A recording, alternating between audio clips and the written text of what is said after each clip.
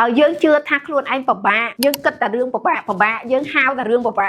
អារឿងពិបាកនឹងច្បាស់នឹងចំពោះមហោយើងកាន់តែថែមឲ្យយើងមកខ្ញុំចំណាប់លើបងប្អូនស្ត្រីយើងនិយាយថាកោតជាស្រីពិបាកម៉ែស្រីជួព្រឿងនេះស្រីជួព្រឿងនោះការដែលយើងគិតថាកោតបោជាស្រីមិនមានសំណាងយើងគិតថាកោតជាស្រីវាជួបតែភាពអយុត្តិធម៌អាហ្នឹងគឺជាការគិតរបស់យើងបើយើងជឿថាយើងគ្រាន់តែជាស្រីធម្មតាម្នាក់កើតមកគេត្រូវធ្វើបាបគេត្រូវបោកប្រាស់ដោយសារតែស្ត្រីយើងទុនខ្សោយលទ្ធផលវាច្បាស់បែបហ្នឹងទៀតហើយអញ្ចឹងថ្ងៃនេះសូមឲ្យបងប្អូនអរគ្នាទាញខ្លួនឯងឲ្យបានហើយប្រាប់ខ្លួនឯងថាអ្វីគ្រប់យ៉ាងគឺវាចេញពីយើងអញ្ចឹងបើថាកើតជាស្រីមិនមានសំណាងយើងដូរមកវិញកើតជាមនុស្សស្រីគឺសំណាងណាសំណាងធម្មផុតគ្រាន់តែយើងកើតជាមនុស្សស្រីយើងអស់ចាខុសពីអ្នកដទៃបើនិយាយអំពីអាណាតូមីឬក៏សារៈអិរៈវិជារបស់មនុស្សស្រីកាលណាយើងកើតជាស្ត្រីភ្លាមពឹបគឺយើងមានកន្លែងមួយដែលលើសពីបុរសគឺកន្លែងដែលចិញ្ចឹមមនុស្សបានជាកន្លែងដែលចិញ្ចឹមមនុស្សបានពីធម្មជាតិវាបានឲ្យយើងមកហើយការផ្ដល់ជីវិតគឺស្ត្រីមានមកតាំងពីកំណើតដូច្នេះបានកើតជាស្ត្រីគឺយើងសំណាងណាស់ហើយ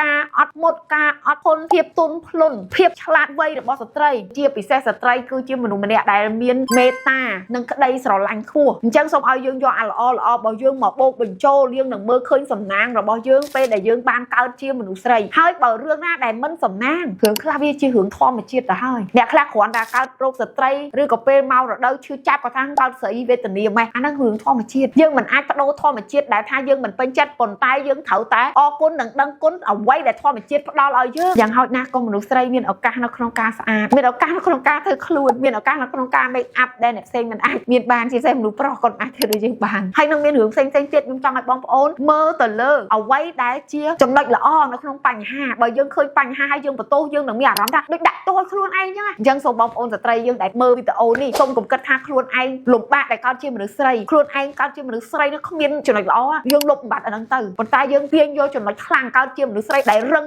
មាំអស្ចារ្យមានសេរីភាពអាចរស់ដោយខ្លួនឯងបានអាចធ្វើអ្វីដោយសមត្ថភាពអាចជាខ្លួនឯងបានគឺយើងអាចធ្វើទៅបានវីដេអូនេះសូមជូនបងប្អូនតែប៉ុណ្្នឹងបើសិនជាមានអ្វីចូលរួមបន្ថែមរីករាយនៅក្នុងការចូលរួមជាមួយនឹង comment របស់បងប្អូនអរគ្នាចាពីខ្ញុំអ្នកគ្រូសេប៉ៅ